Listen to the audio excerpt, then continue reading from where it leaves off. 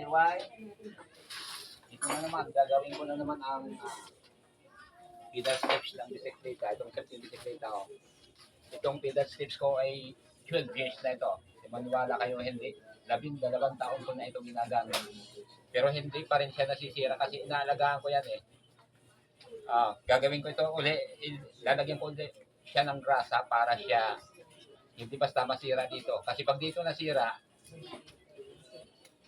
yun, nahuhulog yung mga bearings niya, yung mga marbles, nahuhulog niya. Kaya ito, nasisira na din. Ito, para hindi siya masira basta, 12 taon ko na ito ginagamit ito. Gagawin ko ulit na, lalagyan ko ulit ng grasa.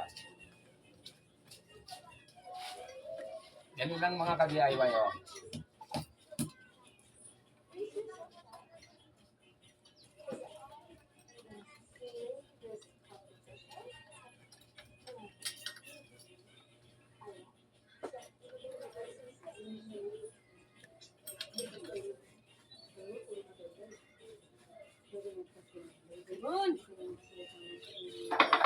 Doon siya mga ka-DIY, susungkitin ko siya ng itong kutsilo lang ang gagamitin ko kasi walang iba eh. Delikado nga ito, matalim ito, pero sige, okay lang. Pag-iingat naman ako.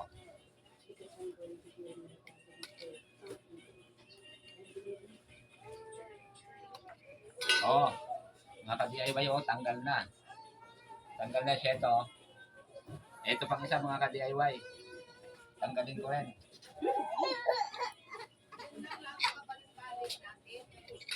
Okay.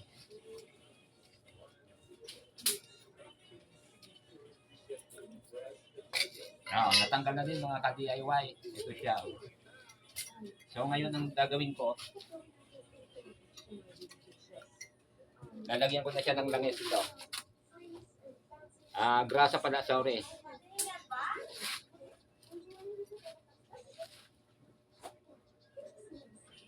So ganito lang mga ka-DIY, oh. Para mapuno yun dito kasi yung marble, yung mga marbles, yung mga bulitas niya pagka natuyo yan, pag natuyo walang grasa nasisira yan kasi nahasa habang gumugulong o umiikot, pinipigalan mo. Ayos na mga ka-DIY, oh, puno na siya. Puno na.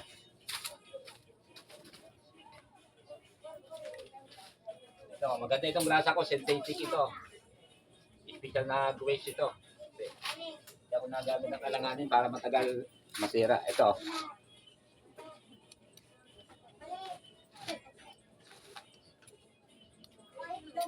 Kulang pa mga ka-DIY, dadagdagan ko pa.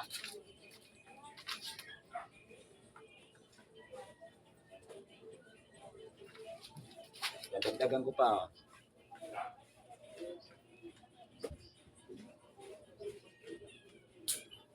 Ayos na mga ka-DIY.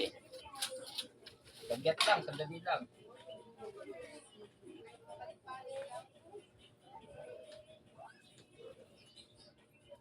Ito mga ka-DIY, wala naman kulare. Kung sana walang sila dito, hindi ito delicate. At saan ito mailagay, okay lang. Ilagay na natin mga ka-DIY.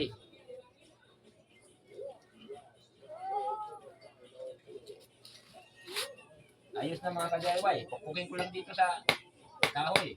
O, lubog na. Ganon din yung isa, ka-DIY, mga ka-DIY. Sa tagal pa naman ito, 12 years na po na ginagamit ko ito. Pero okay pa siya. Ito tumanda na ako dito, bata-bata pa ako nung binili ko ito eh.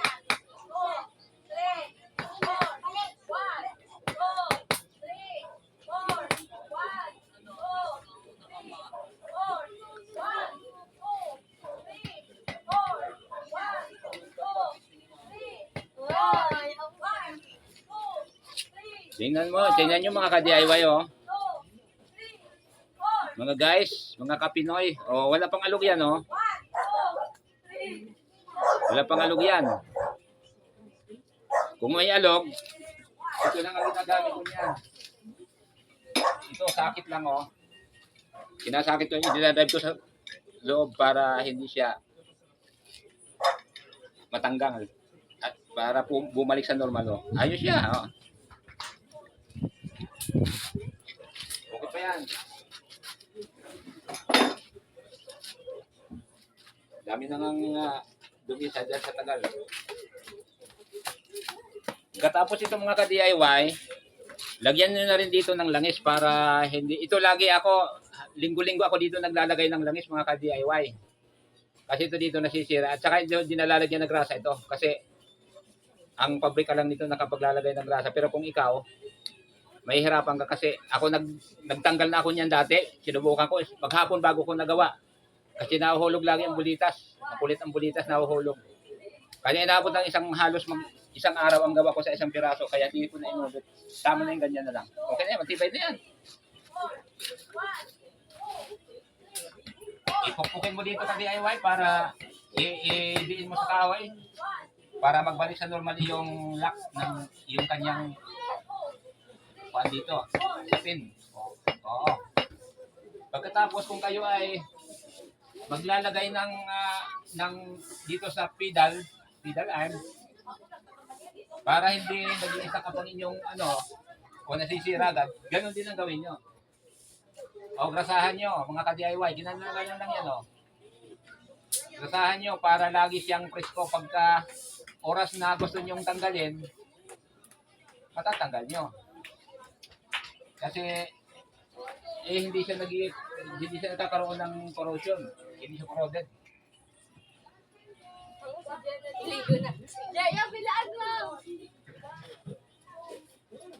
Ito mga ka-DIY, okay na.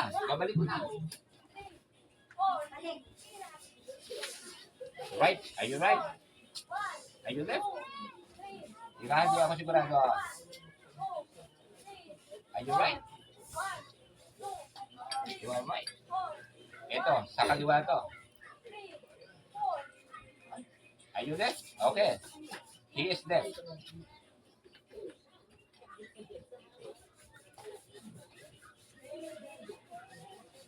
Ayun, ganun lang mga ka-DIY. Gagrasahan nyo lagi. Itong bisikleta ko, 35 years na ito.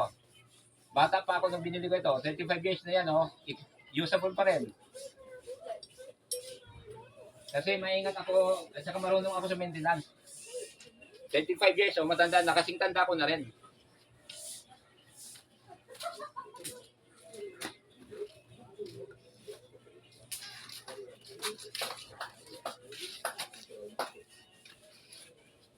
Kaya lang mga ka-DIY, walang sapit.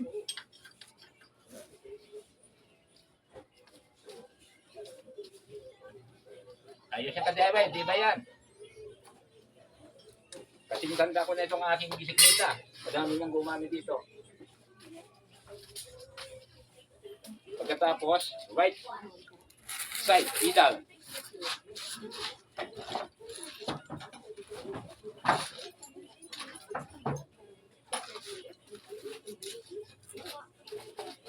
Ito na rin mga ka-DIY.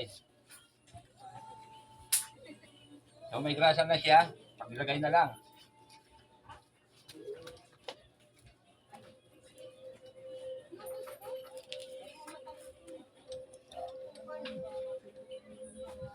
Kanila lang yung natira puti. Pinagdan niya yung nagkanin.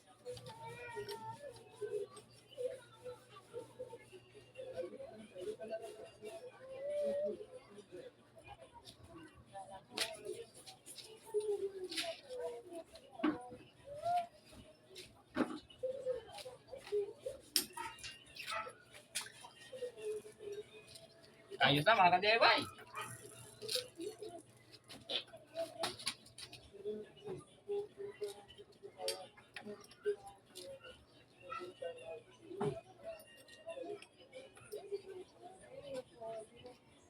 Ayos na mga ka-DIY. Walang kalog-kalog yan, Parang bago lang. 12 years ko na yung ginagamit. 12 taon ko na yung ginagamit.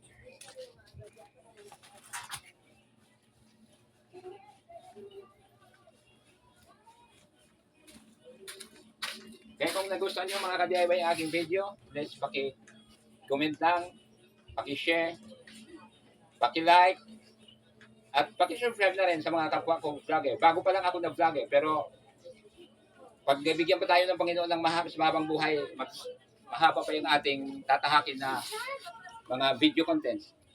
Thank you. Thanks for watching.